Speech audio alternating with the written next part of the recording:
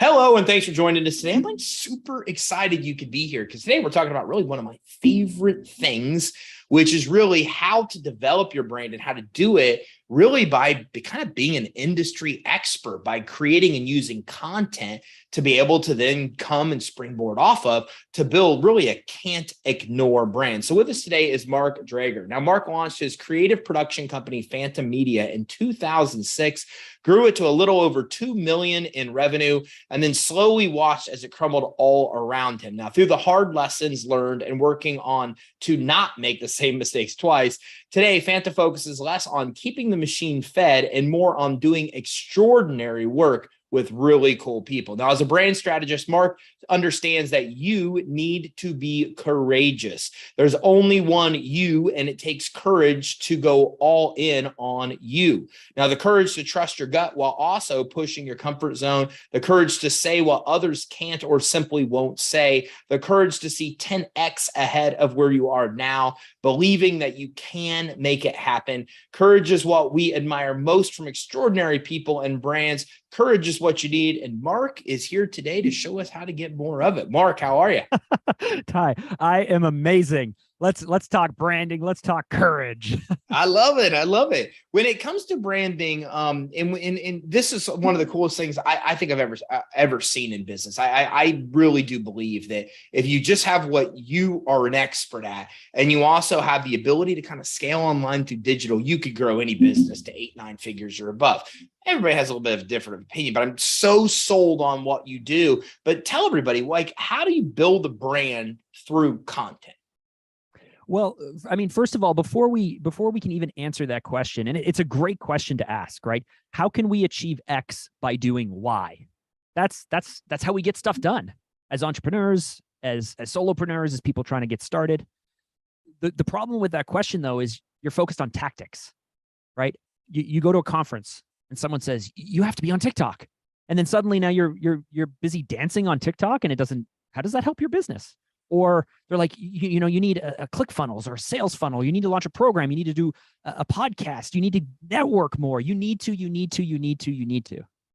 And then we get completely overwhelmed because we're focused on tactics, getting stuff done, right? How do you build a brand with content? Well, we can talk about that, but we're going to get into the weeds of the tactics.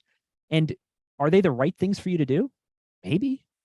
Are they the things you should be focused time, money, energy, resources on? Maybe. Like, amazing brands, before you get into the tactics, they take a step back and they focus on strategy. They focus on who are you and what do you want? Like what do you really want to achieve? What is your vision? What is your goal? What's your voice, your perspective, your experience? What do you bring to the table? What are your skill sets? What do you do better than anyone else? And then you focus on your audience or your customer or your prospects. And you dig into what they want, because frankly, if your targets aren't the people who actually buy from you, the people who actually pay you, if they're not on TikTok, why the hell are you wasting time on TikTok? Right? What if people will not read your content because they're only on-demand people who purchase when they have a problem? Content marketing may not help you. And then the last thing is we tend to forget that this is a big market. There are a lot of players. There's a lot of competition there. And it's not just the person doing exactly what you're doing. You are competing for your prospect, for your customers, for your audience's attention, for time, disposable income, the things that they spend their energy, their time, and their money on, which may be, frankly, nothing within your industry. So before we get into tactics, and I'd love to talk to you about tactics because that's a lot of fun, I just want everyone listening to take a step back and think about how important it is to know what you want, what your customer wants, and what the market, who's competing for your customer's time.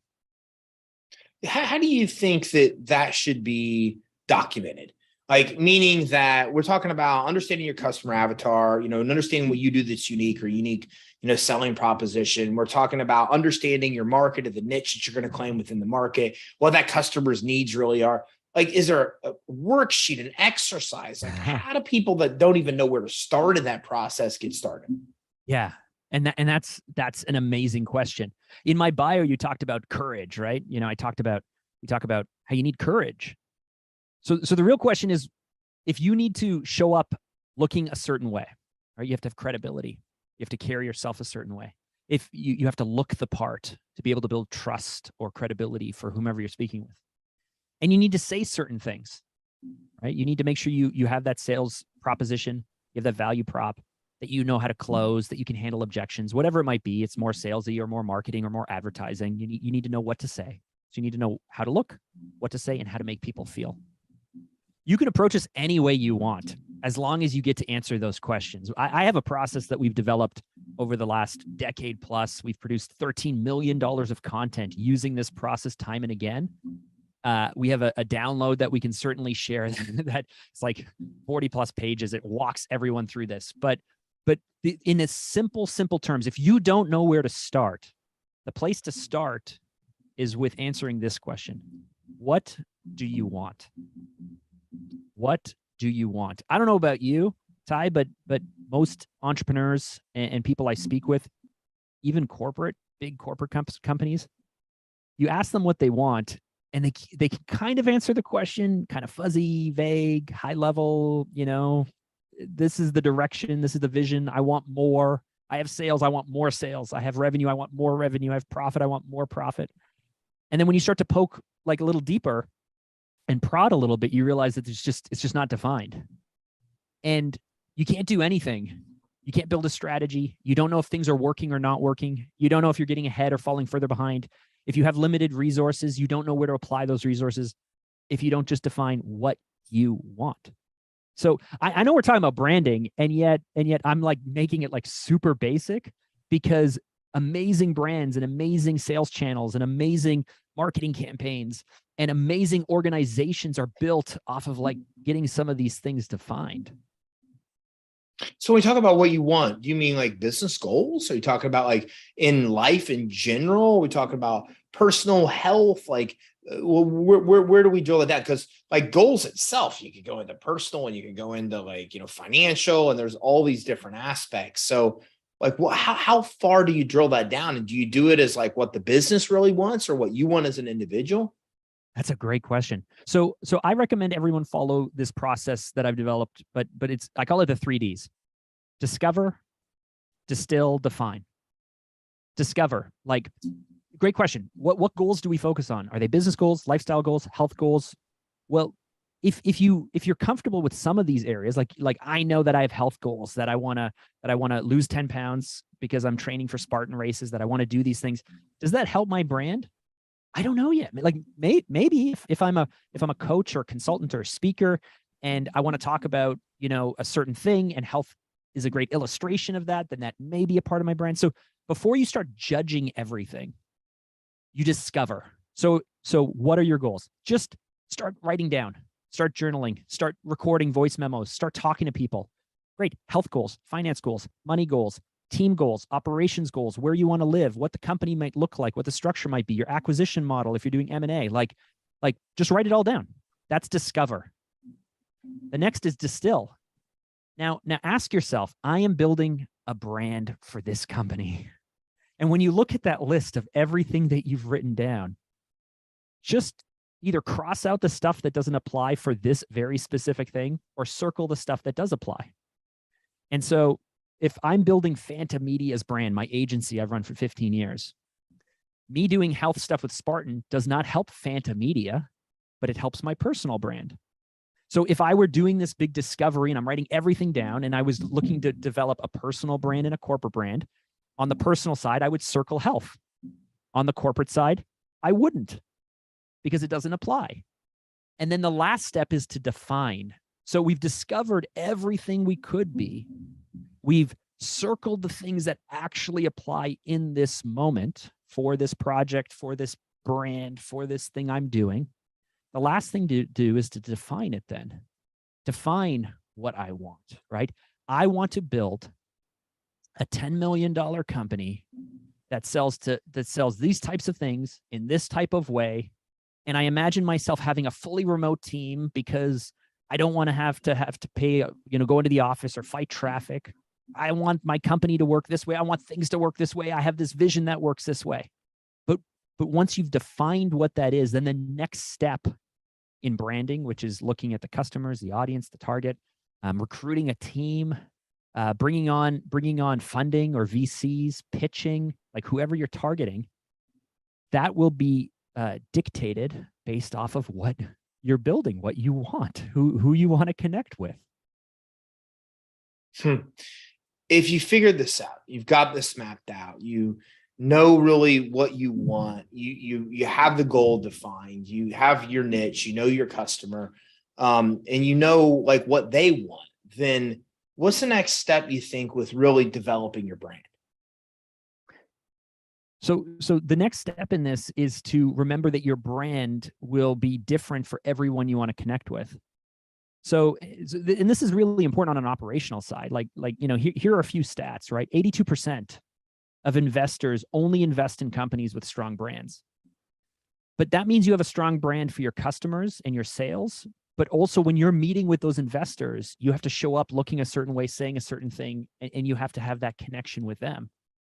If you're looking to bring on other sources of funding, or here's another stat, companies that have a really strong brand on average pay 10% less in salaries because they're more competitive. People want to work for a company that looks great, feels great, that looks the part. And so they have more negotiating power when you're onboarding talent. They pay 10% less.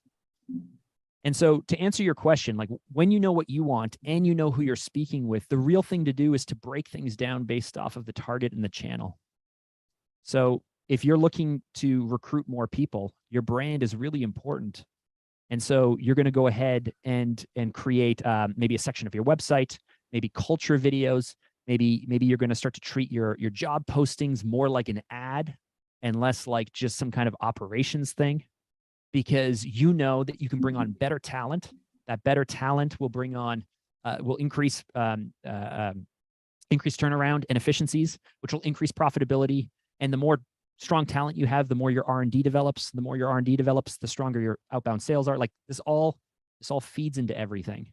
But once you know what you want, once you know who you're speaking to, once you're doing that in a way that's different than everyone else, the actual next step tactic is just like whatever we want to attack next.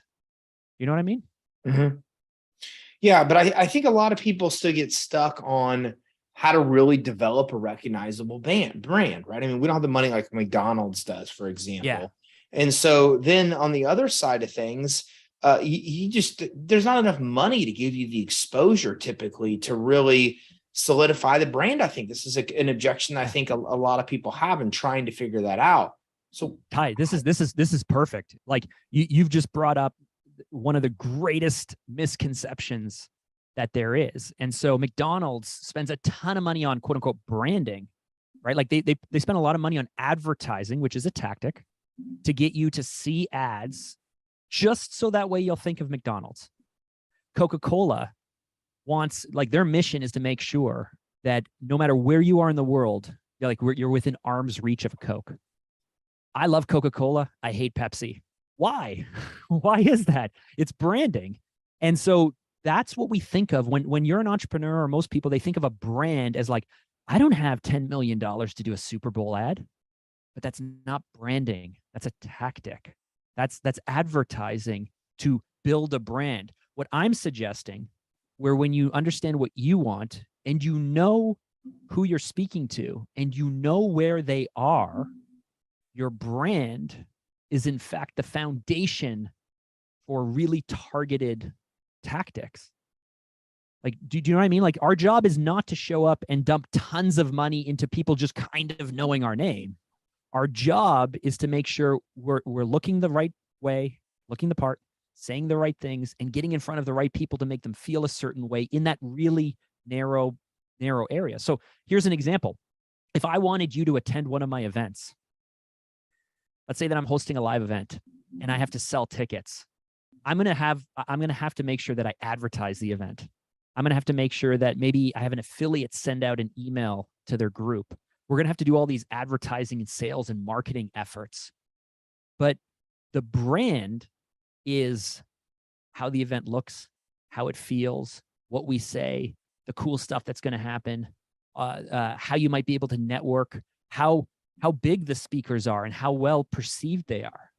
All of these elements are like brand elements that you can roll into your tactics, and you build your tactics on to sell out that event. My job is not to just advertise to everyone to say like, hey, I'm throwing an event.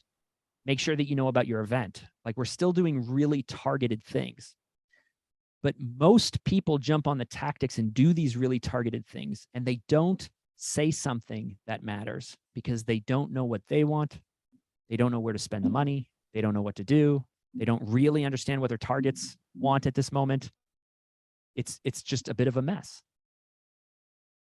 Am I being too abstract? Because No, if I think can it get makes super specific. Yeah, no, I think it makes a lot of sense. I think that most people are trying to market to everybody because they're afraid to lose any customer they have, especially in the beginning. And I think a lot of business owners that we talk to and deal with, they're just scared about that. They're not, the idea of a niche sounds good and they hear it and it's almost cliche to them because they don't really want to say no to anybody. And they have a hard time figuring exactly how to like hyper target who their perfect customer is. Most people don't even know who the perfect customer is. So is there an exercise they can do to figure that out? Because like our avatar worksheet's like 5 pages, like for every single product we sell.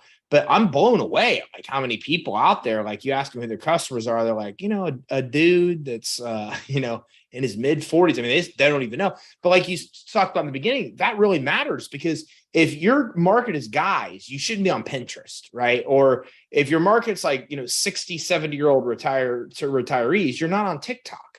So you got to figure that stuff out. But I think a lot of people struggle to figure that stuff out. They do. And essentially what this requires is a lot of research.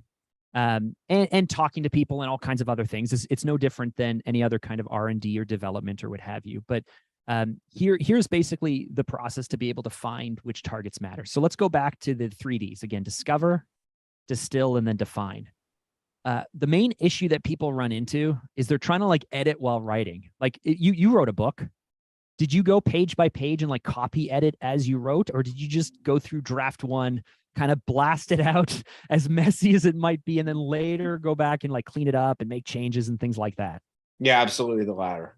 Yeah. And that's the problem is we want to like understand everything in a perfect form. So to answer your question, okay, so how are we going to go about learning as much as possible about our targets? Now, if you hire a firm like ours, we have access to the nation's largest consumer market database. So we track through this licensing. We track 250 million Americans on 1 billion devices with 1 trillion daily touch points. We can find out today, we have access to more data, more information. We can find out more about what prospects and targets and customers want than ever before. But let's say that you really wanted to do this yourself. Here are the types of things that we want to find out. This will really help us. So you want to be able to know who your customer or audience is.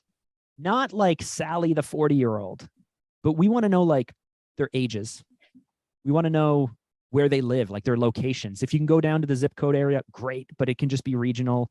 It's different if you're in California than if you're in, one of maybe the Midwest states, right? These things change price point, and they change disposable income, and they change how people look at you and how they feel about you and who your competition is. So who are these people? So are they male or are they female?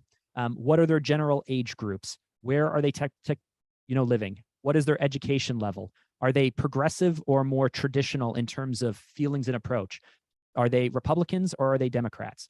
How well educated are they? How cynical are they? Have they been burned before? Are you their first thing that they've ever done? Or are they super well educated and they've been through others like you? All of these types of questions, the social accounts that they follow, the websites they visit, the type of content they consume, how people are talking about things in your industry, which will kind of plant the seeds for how they approach you, what people say about your type of product or offer, what reviews are out there. Like all of this stuff shapes who our targets are. And so the first thing you can do is you can just start with Google. Start by Googling different search terms that your customers may use. So you can do that. You can search through their search terms and you'll start to get introduced to other people and other sites, and that's a great tool. You can look at your website analytics, which will tell you your current people who are hitting your site, which is great. But if we want to get into some advanced stuff, here are some really advanced things. Go to a publication like The Atlantic, let's say. The Atlantic is a publication that writes a lot of stuff. They're left-leaning, but they write a lot of content and articles. And you can reverse search by author. Or if you're trying to target entrepreneurs, go to entrepreneur.com. Look at who is writing content on a topic that applies to you, and then reverse search by that author. You will see the other articles that they're writing on. Now, if you go to a website with comments, you can look at the article and then you can look at the comments. If you can get the person's name, you can go to their social account. If you can go to their social account, you can see a little bit about them.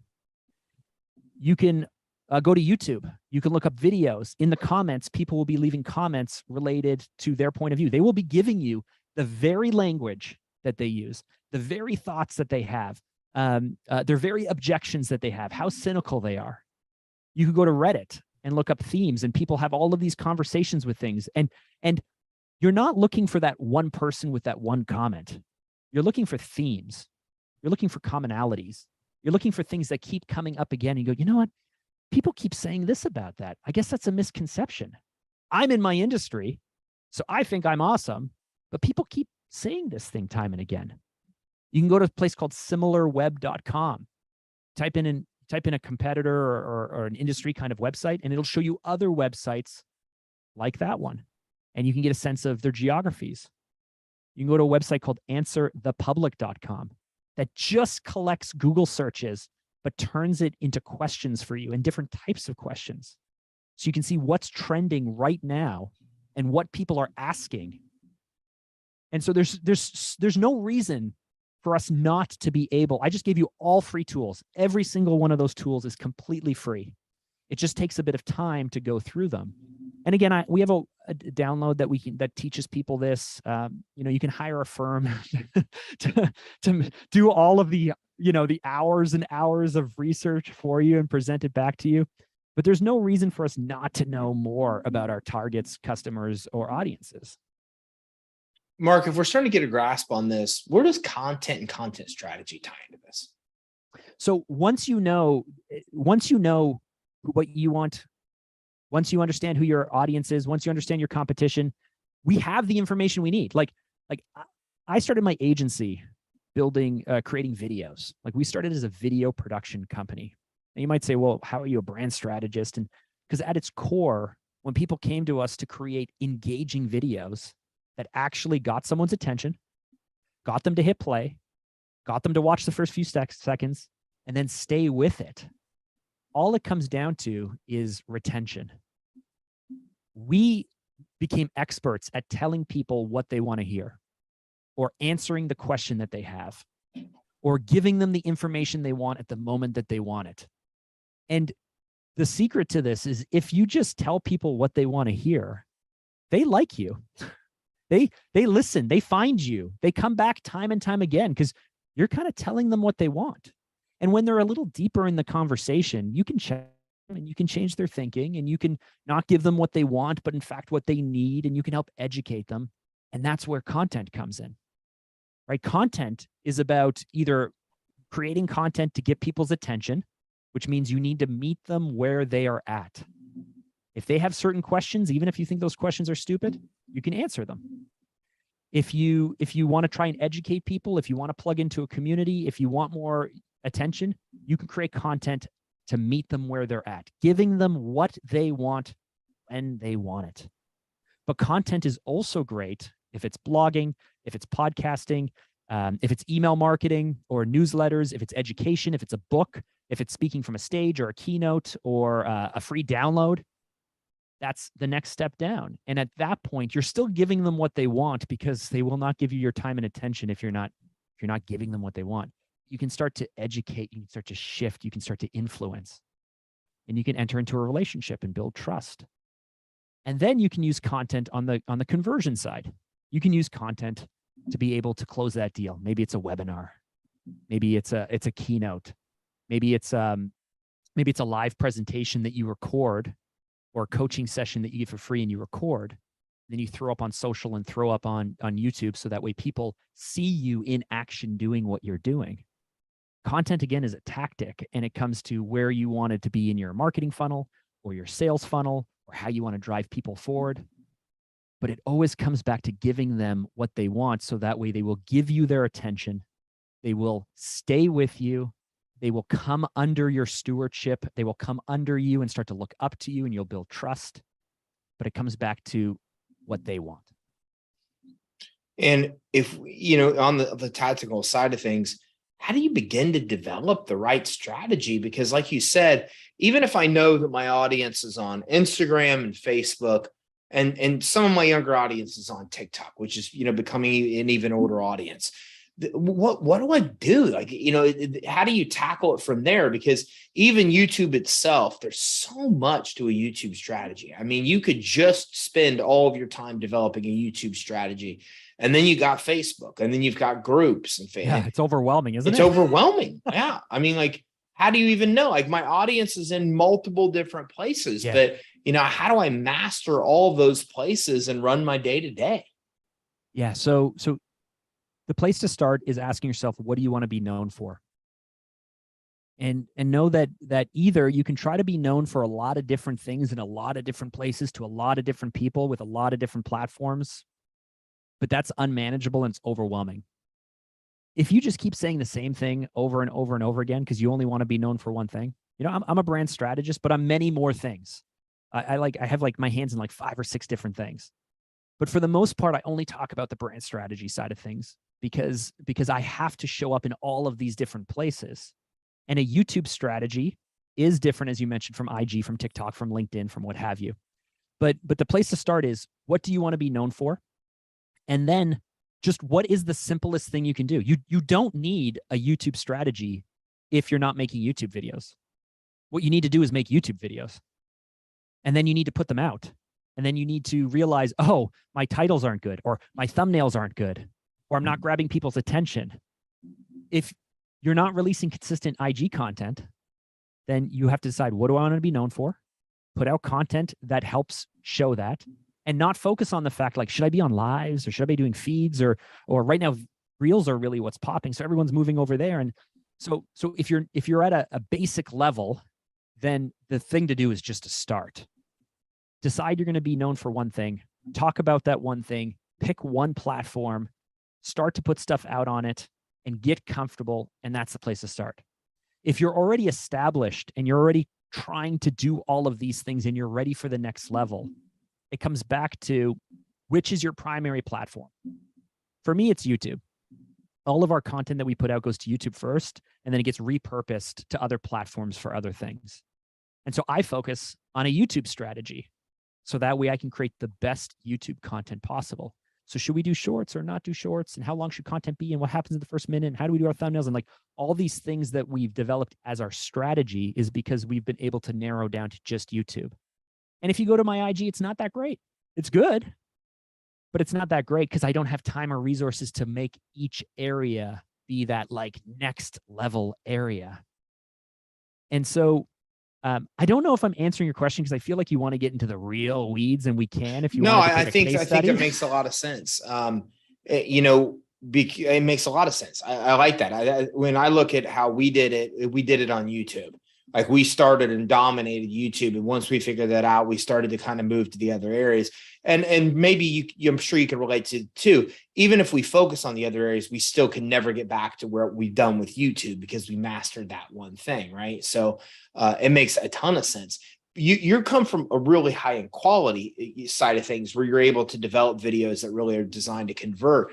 But how do people do that? If they're on a budget, how do they produce? Do you have any advice on how to produce higher quality content, or should we not even focus on high quality content? Because it seems like there's so much content out there now. Like, when I started doing this, like, nobody even knew of a content marketing strategy. Like, I didn't invent it, right? But I'm just saying it wasn't done. Everybody's trying to sell stuff. They weren't trying to help people and then build a tribe in doing so. Now everybody is.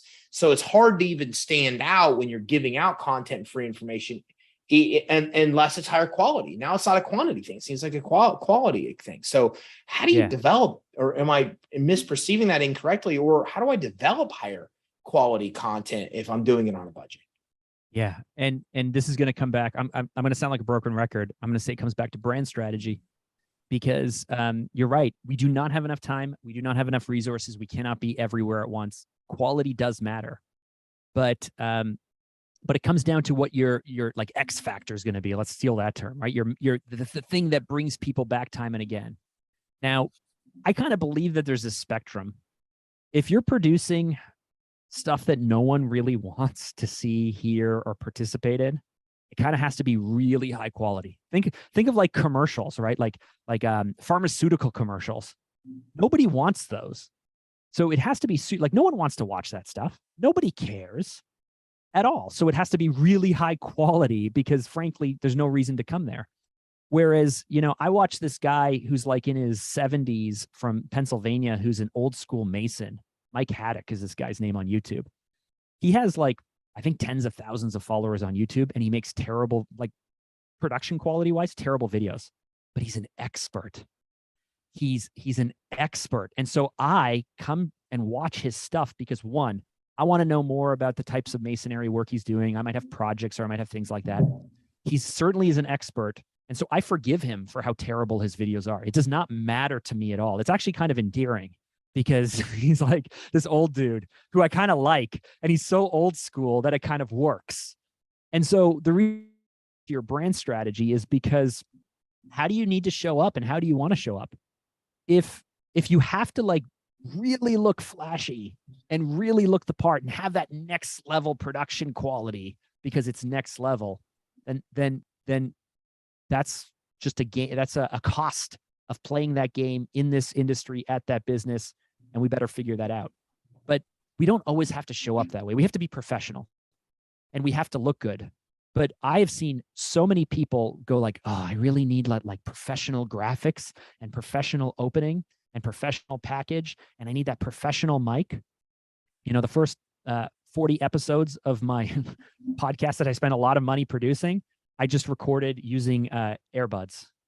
I didn't have this professional setup because it didn't matter. It didn't matter at all. I like these Beats because they have noise canceling, things. That doesn't matter.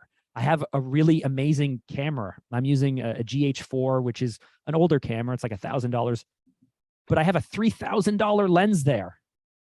Now, is my podcast better because I have a $3,000 lens? No. Doesn't matter at all. Doesn't hurt me.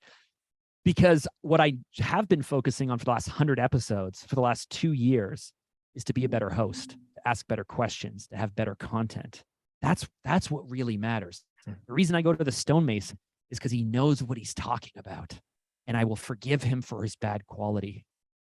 If you don't know what you're talking about, or you're not that interesting, or you're not that engaging, or you don't have a great energy or a cool vibe, or you can't be trusted, and you have low quality production, higher quality production will not save you. It just won't. So focus on the basics, get that down. My friend Evan Carmichael has like 3.5 million subscribers on YouTube, and that's just on one channel. But when he started, I shot his very first video back in 2009. I shot it on tape in standard definition. Go back and watch it. It's terrible. But half of the stuff he shoots, he shoots on his phone. He doesn't care. He jumped on like this training with Grant Cardone, and they were going through the training, and he was like, pull out your phone. And Grant pulled out his phone and did this video in front of everyone, because it doesn't matter. We get so caught up in all of the technicalities, and it's just like, focus on your craft, be the expert. That's how you win. I love it, Mark. Powerful discussion today. Where can everybody go? You mentioned several times throughout how people might be able to grab a download that guides them through some of this. So let's talk about where they can go to learn more, and then where they can go to grab that. Yeah, if you want to learn more about the agency, you can go to phanta.com. That's PHANTA.com. That's our branding agency and creative content company. If you want this download, head over to my IG. My handle is @MarkDrager. I'm sure there'll be a link somewhere in the show notes. And DM me and say, I want the badass branding playbook. I will personally send it to you. Okay, I love it. I am going to go ahead and put that in the show notes, the show resources. You said the badass branding playbook. Love that. Steal that. That's fantastic. Mark, thanks for coming on with us today. Right? You want people to pay attention to you? Get a thesaurus and start finding cooler adjectives for things. I could have called that, you know, the branding guide. I could have called that like, no, I want you to feel something. I want it to stand for something. So it's like, it's not a guide, it's a playbook, because it is. It's not a worksheet, it's a playbook. And it's going to help you develop a badass brand. I love it. I read a book, $1 Million Offers. I'm sure you have probably read that as well. And it talks about the same thing with the really cool names. And it makes a big difference. Like when I give bonuses to be able to do that. But badass branding playbook. I love it. Mark, thanks for coming on with us again today. Oh, thanks, Ty. All right, so listen, if you're watching and listening to this, there's a lot of stuff. And Mark really started to map out the path from high level all the way down to tactic. And I think he's right. I know he's right. We get too caught up in the tactic and we lose sight of the important stuff of knowing who our customers are, knowing who we are, and knowing what it is we really want to accomplish and the problem they really need solved. And the better we understand those things. And I read somewhere that, you know, if you can understand and explain to somebody the problem better than they can, then they understand it. The sales already won. There's no selling there because they know you're the problem, that the person that can help them fix that problem. So you have to get that stuff down before we even start to talk about, you know, then being able to create the brand and make the brand speak to that audience, as well as the content you produce under that brand and its ability to speak to that audience. There's a lot here. And if you want to get started, then there's two things you want to do. First of all, you want to go to Fanta.com, PHANTA.com.